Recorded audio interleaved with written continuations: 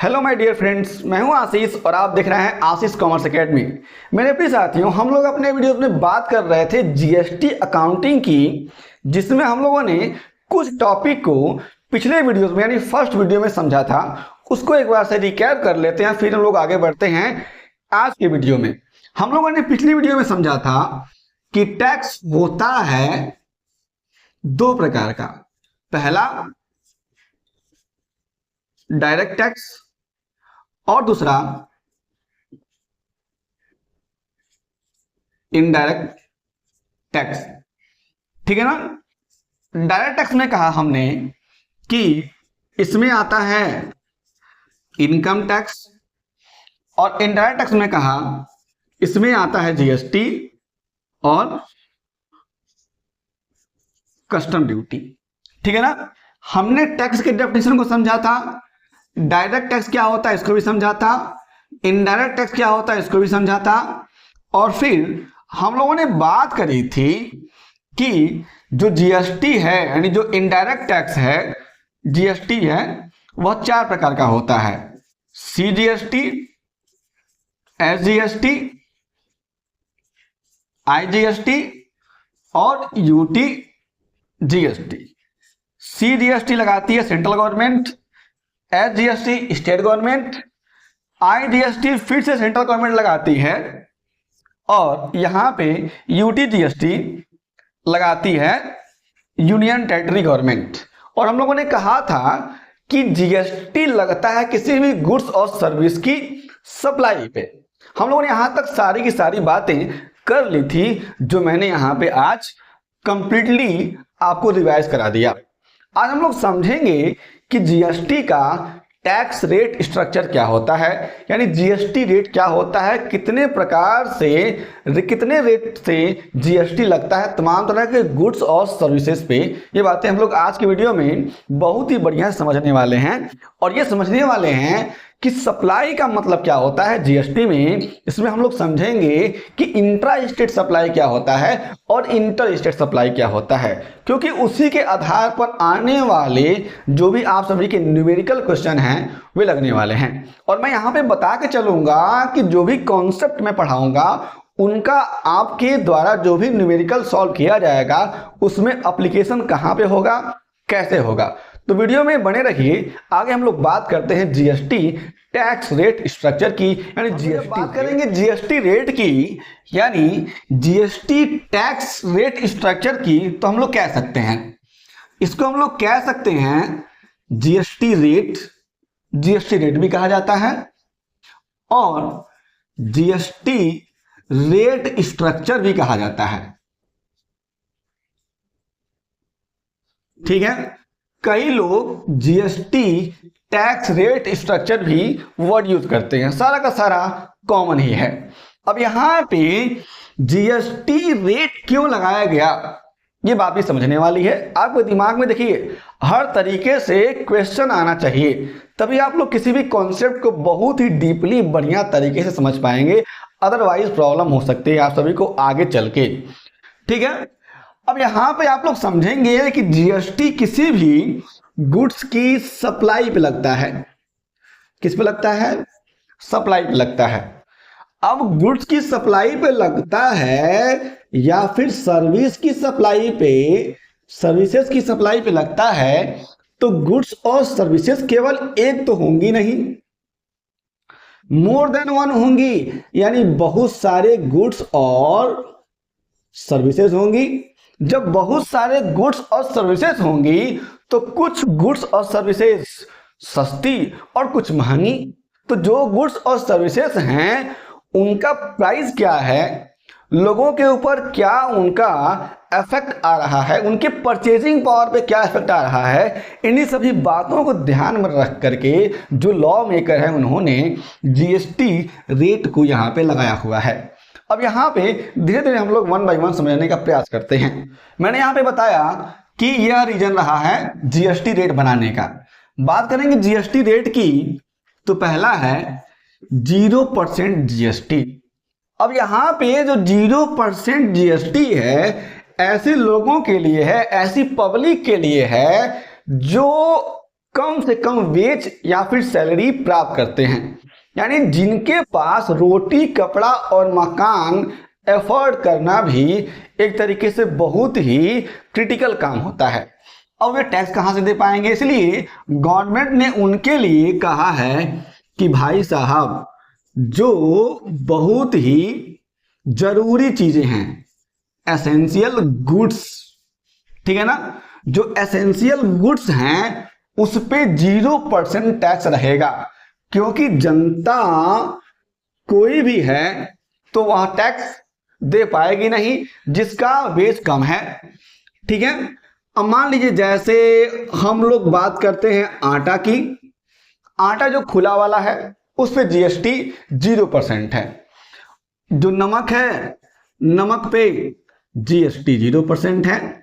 ठीक है ना, आगे माचिस पे, और जो चीनी है खुला वाला उस पे क्या है? जीएसटी 0% है। ये एसेंशियल आइटम्स होते हैं जो हर एक व्यक्ति, हर एक कॉमन व्यक्ति यूज करता है अपने लिए, अपने डेली लाइफ में। ठीक है, अब कोई गरीब व्यक्ति है भाई साहब, वो टैक्स कहाँ पे दे पाएगा? ठीक है, तो इन्हीं बातों का ध्यान में रख करके लॉ मेकर्स ने लॉ बनाया हुआ है, जीएसटी बनाया हुआ है। दूसरा आता है हमारे पास 5% का। अब जिनका जो स्टैंडर्ड है हल्का सा ऊपर का है, जो व्यक्ति थोड़ा सा टैक्स पे कर सकते हैं, उसमें हम लोग कहते हैं कि इनको भाई साहब हल्का सा टैक्स लगा ही देते हैं। इसमें आते हैं कॉमन यूज गुड्स। जो कॉमन यूज होने वाले गुड्स हैं वे सारे के सारे गुड्स आते हैं हमारे पास 5% रेट स्ट्रक्चर में। जैसे मान लीजिए अगर यही हमारे पास चीनी है, ठीक है, जो पैक्ड है, जो आटा है जो पैक्ड है, अगर दूध है पैकेट वाला है, तो यहां पे अगर कोई स्टैंडर्ड पर्सन है, सॉरी, अगर कोई व्यक्ति है जो 5% टैक्स रेट पे कर सकता है तो वहां पे लगा दिया गया इन सारे आइटम्स पे। ठीक है, मैं यहां पे वीडियो शॉर्ट करने का प्रयास करता हूं। थर्ड है हमारे पास 12% जीएसटी। अब यहाँ पे जो 12% जीएसटी है, यहाँ पे इसको रखा गया कि इसको यहाँ पे हम लोग कहेंगे एक स्टैंडर्ड पर्सन के लिए है यह रेट। जो व्यक्ति, जो बिजनेस फर्म्स एक स्टैंडर्ड को फॉलो करते हैं उनके लिए है स्टैंडर्ड गुड्स पे लगने वाला 12% का जीएसटी रेट। जैसे मान लीजिए ये वॉच है, ठीक है ना, ये टी शर्ट है, ठीक है, जैसे मान लीजिए फैन है, ठीक है, शूज होते हैं। तो ये कुछ ऐसे आइटम्स होते हैं जो क्या हैं, एक स्टैंडर्ड को बना के चलते हैं। तो मैं कह सकता हूं कि शूज पे, वॉचेस पे, क्लोथ्स पे, इन सारे के सारे आइटम्स पे जीएसटी 12% का लगता है। ठीक है, अब आते हैं चौथे पे। चौथे पे जाएंगे तो हम लोग कह सकते हैं कि भाई साहब अब यह टैक्स रेट और हायर जा रहा है। ठीक है ना, यानी यहां पे सेकेंड लास्ट हायर टैक्स की बात हो रही है, 18% की बात हो रही है। तो 18% पे जो जीएसटी लगेगा वो स्टैंडर्ड रेट से ऊपर का होगा। अब यहां पे कुछ ऐसे गुड्स और सर्विसेज होती हैं जो 12% से ऊपर की होती हैं। अब मान लीजिए कोई भी सर्विस है, यानी सारी की सारी सर्विसेज, ऑल सर्विसेज की बात करेंगे, ठीक है ना, एंड मैक्सिमम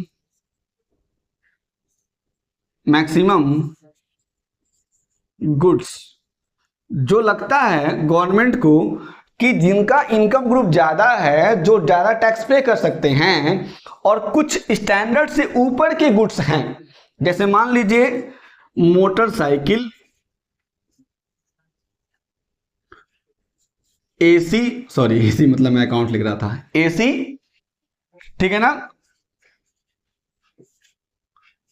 इलेक्ट्रॉनिक आइटम्स, जो भी महंगे वॉचेस हैं, ठीक है ना, जो महंगी गाड़ियां हैं, थोड़ी सी जो महंगी हैं, उनके ऊपर लगाया जाता है 18% का जीएसटी। ठीक है। अगला हमारे पास फिफ्थ 28%।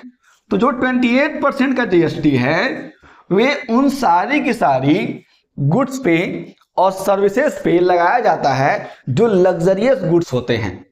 ठीक है ना, सॉरी यहां पे मैं बात करूंगा सर्विसेज तो केवल 80% में आते हैं। उन सारे के सारे गुड्स पे जो लग्जरी गुड्स हैं उन पर लगता है 28% पे, एंड टोबैको पे। क्लियर है। अब लग्जरी गुड्स में जो महंगी गाड़ियां हैं, ठीक है ना, महंगी गाड़ियां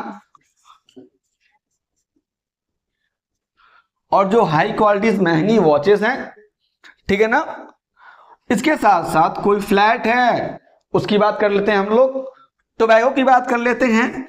तो इन सारे के सारे आइटम्स पे लगता है 28% का टैक्स रेट। यहां मैं आप सभी को दिखा देता हूं, आप लोग इसको कॉपी कर लेंगे। ठीक है। तो यह पूरा का पूरा 5 टैक्स रेट है जो किसी गुड्स और सर्विस पे लगता है जीएसटी के अंडर में। जब आप लोग जाते होंगे किसी मॉल में, किसी दुकान पे, तो सामने वाला आपसे पैसे लेकर के जब आपको गुड्स डिलीवर करता है तो वहां पे जो आपको इनवॉइस देता है ना, उस इनवॉइस पे पक्का लिखा होता है, देखिए भाई साहब ये आपका गुड्स का प्राइस है, ठीक है ना, और ये आपका टैक्स रेट है, टोटल आपका इतनी वैल्यू हो गई। इस तरीके से आप लोग देखते होंगे। अगली बार जब आप लोग जाएंगे किसी मॉल में कहीं पे, तो इसको वेरीफाइड कर लेंगे कितने % टैक्स लगे हैं जो आपने सामान खरीदा हुआ है। प्रैक्टिकली भी थोड़ा देखिए, समझ में आएगा। ठीक है। अब बात करते हैं हम लोग इसके बाद सप्लाई की। सप्लाई के बाद से हम लोग अगले वीडियोस में समझेंगे किस तरीके से न्यूमेरिकल सॉल्व करना है हमें जीएसटी अकाउंटिंग को फॉलो करते हुए। ठीक है। तो अब आगे चलते हैं हम लोग। अब जब बात करेंगे सप्लाई की, तो उसके पहले हम लोग समझेंगे कि सप्लाई होती क्या है। ठीक है ना। अब एग्जांपल देखिएगा, एक बिजनेसमैन है जिसका नाम है ए, ठीक है ना, और उसकी कंपनी का नाम है ए बेकर्स, ठीक है ना।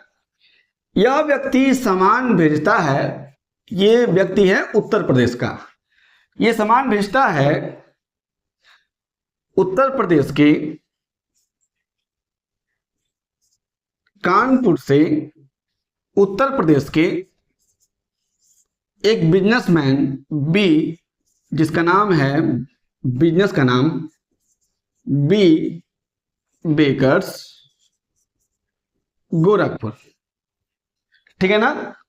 अब इस केस में एक बिजनेसमैन वह गुड्स को भेज रहा है किसी अनदर पर्सन के पास। तो इस केस में जो यह मूवमेंट ऑफ गुड्स हो रहा है, क्या हो रहा है, मूवमेंट ऑफ गुड्स हो रहा है, इसको ही हम लोग कहते हैं सप्लाई जीएसटी एक्ट में। ठीक है ना। क्योंकि यहां पे ऑनरशिप क्या हो जा रहा है, ट्रांसफर हो जा रहा है। क्लियर है। अब यहां पे यह एक प्रैक्टिकल एग्जांपल हो सकता है, ये आप लोग देखेंगे, ठीक है ना। तो यहां पे अब आगे बात करते हैं हम लोग जीएसटी की।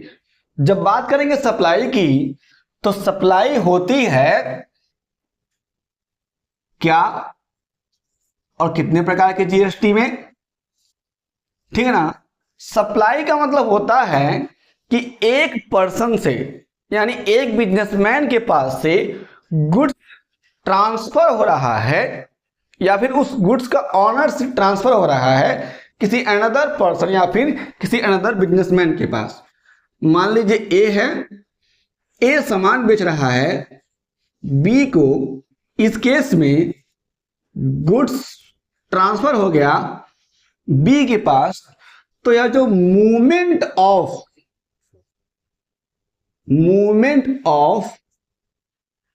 गुड्स है, यही मूवमेंट ऑफ गुड्स क्या हो गया, सप्लाई हो गया जीएसटी के अंडर में।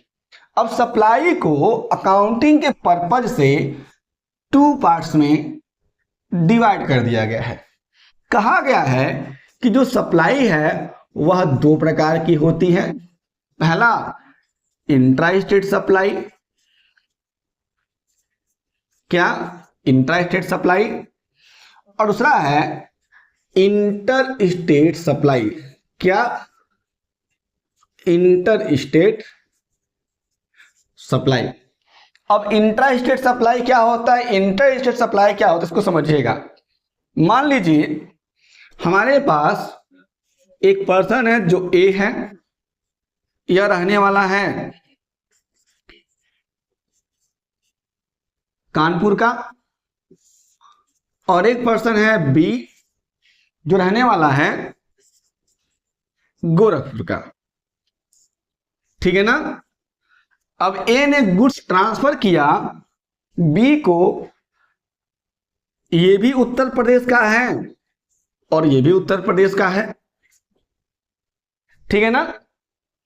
तब यहां पे जो ए के द्वारा गुड्स ट्रांसफर हो रहा है बी को, यह गुड्स ट्रांसफर हो रहा है सेम स्टेट में। कहां? सेम स्टेट में।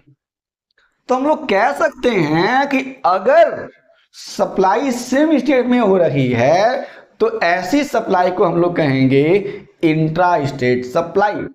क्लियर है? एग्जाम्पल के साथ हमने यहां पे समझ लिया हुआ है, ठीक है ना। यानी जब movement of goods same state में होगा, किसी एक पर्सन के द्वारा किसी अनदर पर्सन के पास, या फिर सप्लाई होगा सेम स्टेट में एक पर्सन के द्वारा दूसरे पर्सन के पास, तो हम लोग कह सकते हैं कि यहां पे सप्लाई जो है वो इंट्रा स्टेट सप्लाई है, ठीक है ना। अब आगे बात करते हैं हम लोग इंटर स्टेट सप्लाई की। जब इंटर स्टेट सप्लाई की बात करेंगे तो इंटर स्टेट सप्लाई में क्या होता है, बॉर्डर क्रॉस हो जाता है। जो बॉर्डर क्रॉस हुआ वहीं पर इंटर स्टेट सप्लाई का कॉन्सेप्ट लागू हो जाता है। अब ध्यान सुनिएगा, ए है जो मान लीजिए कानपुर का है, ठीक है ना।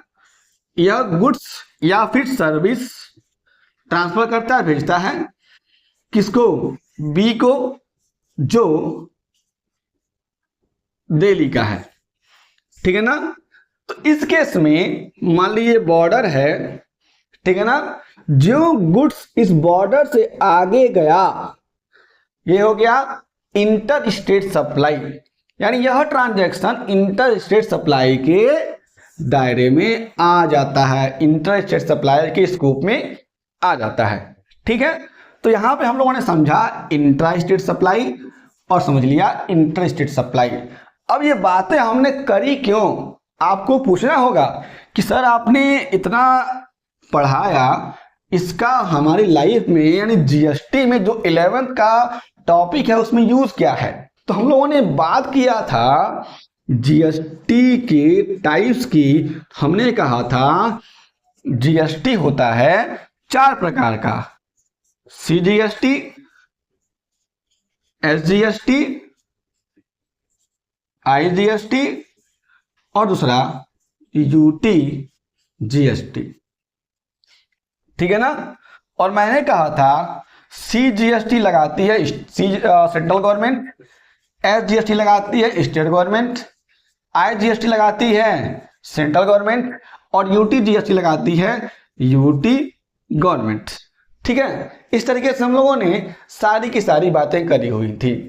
तो अगर कभी भी इंट्रा स्टेट सप्लाई होगा, ठीक है, यहां पे यानी ए से बी के पास गया, कानपुर से गोरखपुर में सप्लाई हुई, तो यहां पे एक ही स्टेट में सप्लाई हो रही है। और मैं आपको बता देना चाहता हूं कि जो टैक्स लगाने का पावर है वो सेंट्रल गवर्नमेंट के पास भी है और स्टेट गवर्नमेंट के पास भी है।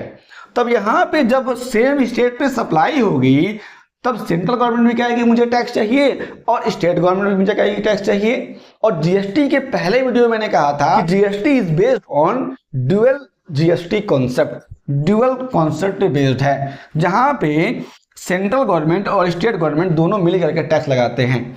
तब यहां पे जब इंट्रा स्टेट सप्लाई होगा ना, तो इस इंट्रा स्टेट सप्लाई में अगर मान लीजिए जब टैक्स लगेगा तो सेंट्रल गवर्नमेंट भी टैक्स लगाएगी और स्टेट गवर्नमेंट भी टैक्स लगाएगी। अगर मान लीजिए टैक्स रेट आपके पास 12% का है तो इस 12% में 6% हो जाएगा किसका, सेंट्रल गवर्नमेंट का, और 6% हो जाएगा स्टेट गवर्नमेंट का टैक्स रेट। ये सारी की सारी बातें हम लोग समझ के चलते हैं। यानी अगर इंट्रा स्टेट सप्लाई होगा तो दोनों लगा देंगी मिल करके। क्लियर है। अब बात करते हैं इंटर स्टेट सप्लाई की।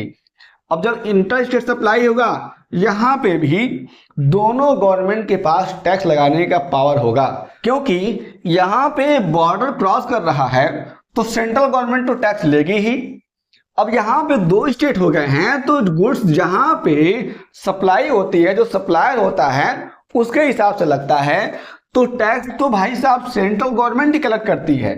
यानी अगर 12% का टैक्स रेट है तो 12% का टैक्स रेट सेंट्रल गवर्नमेंट ही करेगी कलेक्ट पब्लिक से, यानी बिजनेसमैन से। लेकिन आगे चल के इस टैक्स को सेंट्रल गवर्नमेंट कुछ रख लेगी अपने पास और कुछ दे देगी स्टेट गवर्नमेंट को, हाफ हाफ शेयर हो जाएगा, 50-50, प्यार का सौदा 50-50। ठीक है। अब आगे बात करते हैं यूटी जीएसटी कहां लगता है। तो जहां पे यूनियन टेरिटरीज के बीच में, ठीक है ना, यानी पुडुचेरी से पुडुचेरी के बीच में, लक्षद्वीप से लक्षद्वीप के बीच में, अगर सेम यूनियन टेरिटरी में जहां पे ट्रांजैक्शन हो रहा है वहां पे लग जाएगा यूटी जीएसटी, और यहां पे भी टैक्स कौन लगाएगा, central government plus UT government. ये पूरा हमारे पास कॉन्सेप्ट होता है सप्लाई का, जिसमें इंट्रा स्टेट और इंटर स्टेट होता है और किस तरीके से एक दूसरे से टैक्स रेट शेयर किया जाता है, टैक्स शेयर किया जाता है। ये सारे के सारे कॉन्सेप्ट हम लोगों ने इस वीडियो में समझे हैं, जाने हैं। जब हम लोग जब न्यूमेरिकल सॉल्व करेंगे तो न्यूमेरिकल सॉल्व करते टाइम वहां पे जब जर्नल एंट्री होगी या फिर अगर टैक्स का यूटिलाइजेशन होगा तो हम लोग तमाम तरह की बातों को समझने वाले हैं, जानने वाले हैं। अभी मैं आप सभी को बता देना चाहता हूं कि अगर कोई बिजनेसमैन है, अगर वह किसी भी गुड्स को परचेज करता है, क्या करता है, परचेज करता है, तो परचेज के टाइम पे जो टैक्स उसके पास आता है उसको हम लोग कहते हैं इनपुट, क्या कहते हैं, इनपुट टैक्स। ठीक है ना। और सेलिंग करने के बाद, सेलिंग करने पे जो टैक्स उसके पास से चला जाता है उसको हम लोग कहते हैं output tax. Input tax business के लिए होता है एसेट्स और आउटपुट टैक्स बिजनेस के लिए होती है लायबिलिटी। इनपुट टैक्स को हम लोग कहते हैं इनपुट टैक्स क्रेडिट, यानी आईटीसी। इस क्रेडिट को हम लोग यूज करते हैं जब हम लोग आउटपुट टैक्स पे करते हैं तब। यहाँ पे ये सारा का सारा कॉन्सेप्ट हो जाता है आपके न्यूमेरिकल से रिलेटेड। तो यहाँ पे हम लोगों ने जो भी बातें करी, आपके पास अगर उससे रिलेटेड कोई भी प्रश्न होता है तो आप लोग बेझिझक हमसे पूछ सकते हैं। आपको सभी प्रश्नों का आंसर हम लोग जरूर करेंगे। और आने वाले वीडियोस में अब हम लोग बात करेंगे मेनली जीएसटी के न्यूमेरिकल कॉन्सेप्ट की, और 1 बाय 1 जो आपकी बुक में क्वेश्चन होंगे उनको सॉल्व करने वाले हैं। मेरे भी साथियों, हम लोग फिर से मिलेंगे एक नए वीडियो के साथ। तब तक के लिए जय हिंद।